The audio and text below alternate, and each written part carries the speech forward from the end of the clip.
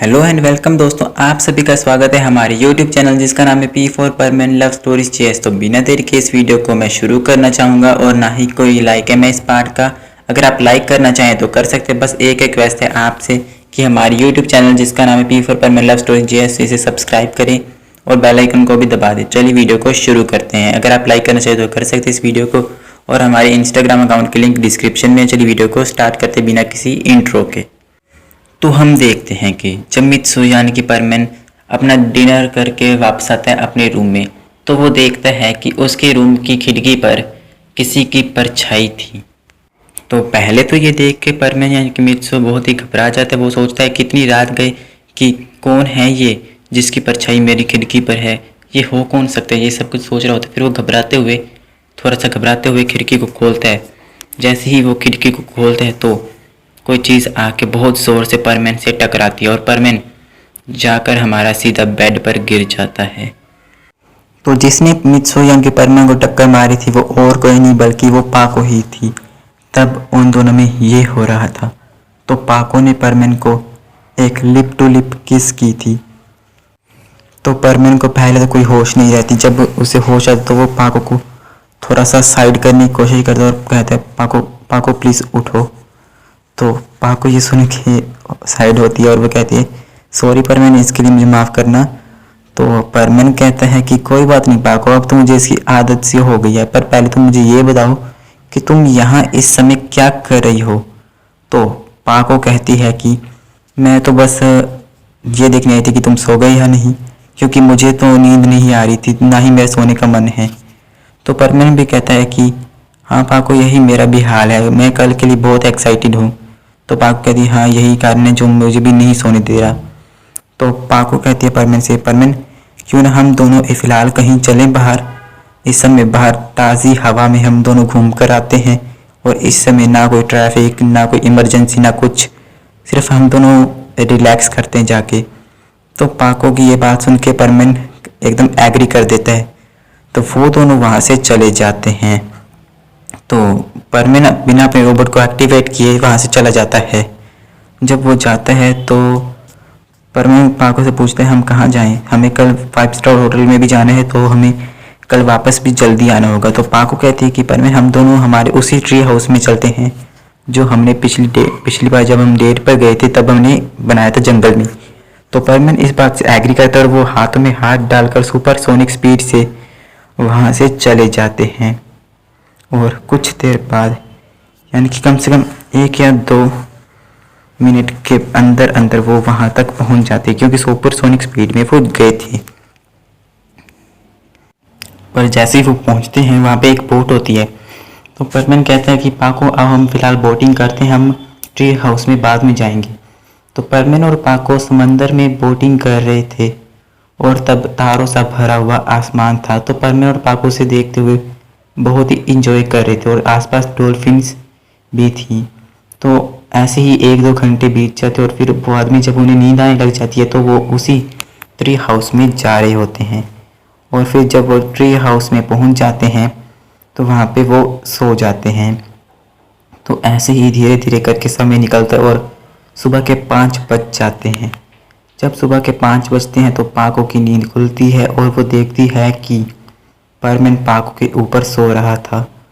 तो ये देख के पाको वैसे तो बहुत अजीब सी स्माइल देती है पहले, और वो नाटक करती है सोने का। वो देखना चाहती थी कि परमेन का रिएक्शन क्या होता है। और परमेन की जब नींद खुलती है तो वो देखता है कि वो पाको के ऊपर सो रहा था। वो बहुत ही ज़्यादा घबरा जाता है, वो वहाँ से भागने ही वाला होता है। तो पाको की नींद खुल जाती है, मतलब पाको एक्टिंग करती है ऐसे कि उसकी नींद खुल गई है। अब ये भी खुली है। तो पाको वहाँ से भागने और पाको परमेन से कही परमेन तुम कहाँ जा रही हो। तो परमेन पाको को कहता है कि पाको आई एम सो सॉरी, मुझे माफ़ कर दो, मैं ऐसा कुछ नहीं करना चाहता। तो पता नहीं ये कैसे हो गया। पाको प्लीज़ प्लीज़ सॉरी मुझे माफ़ कर दो। तो पाको ये सब सुन के पहले तो बहुत अंदर अंदर मुस्कुरा रही होती है। तो वो कहती है परमेन से, परमेन कोई बात नहीं, हो जाते कभी कभी, तुम इतनी फ़िक्र मत करो। तो ये बात सुन के परमेन थोड़ा सा रिलैक्स फील करता है। तो वो दोनों अपने अपने घर में आ जाते हैं और फ्रेश होने के बाद 5 स्टार होटल के लिए निकलने ही वाले होते हैं कि वो एक जगह पर इकट्ठा होते हैं। और तब वो दोनों जब इकट्ठा होते हैं तो वो कहते हैं कि पाको, परमिन पाको को कहता है, पाको 5 स्टार होटल कितनी दूर है? तो पाको कहती है कि यहाँ से बहुत दूर है, अगर हम सुपरसोनिक स्पीड में जाएं तो हम दोनों 10 मिनट के अंदर अंदर पहुँच जाएंगे। तो परमिन और पाको हाथों में हाथ डालते और सुपरसोनिक स्पीड से जा रहे होते हैं। तो वो कम से कम 10 मिनट या 8 मिनट के अंदर वहाँ पर पहुँच गए थे। वो बहुत ही ज़्यादा आलीशान होटल था, जैसा होटल परमिन ने कभी नहीं देखा। वो बहुत ही ज़्यादा एक्साइटेड था उसके अंदर जाने के लिए। तो पाको और परमिन बिना देरी के अंदर जाते तो उन दोनों का अच्छे से वेलकम किया जाता है, क्योंकि वो दोनों परमेंट्स थे। तो जब उनका अच्छे से वेलकम होता है तो उन्हें एक स्पेशल गिफ्ट भी दिया जाता है। वहाँ के मतलब स्पेशल गिफ्ट में था एक रोबोटिक डॉग, जो मतलब फ़िलहाल उन्हें टेस्ट के लिए मिला था, पर उन्हें वो गिफ्ट के तौर पे दिया था। तो परमिन और पाको उस गिफ्ट को लेते हैं और वो गिफ्ट बहुत ही समझदार था, मतलब रोबोटिक डॉग बहुत ही ज़्यादा समझदार था। वो परमिन और पाको को उनका रूम दिखाता है और उन्हें सब कुछ बताता है कि इस होटल के बारे में। तो परमिन ये देख के बहुत ही हैरान हो रहा था कि एक डॉग जो एक रोबोट है वो इतना समझदार है। तो पाको कहते हैं कि हाँ परमिन, ये बहुत ही ज़्यादा एडवांस है, तो इसे मतलब ख़राब मत करना, बस यही एक रिक्वेस्ट है, ये बहुत महंगा है। तो परमिन कहता है ठीक है पाको, तुम फिक्र मत करो, मैं ऐसे कुछ नहीं करूँगा। तो परमिन और पाको अपने क्लोथ्स बदलते हैं।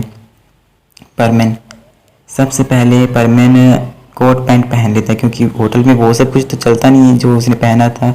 और पाको ने बहुत ही सुंदर ड्रेस पहनी थी, तो परमिन उसे देखता ही रह जाता है।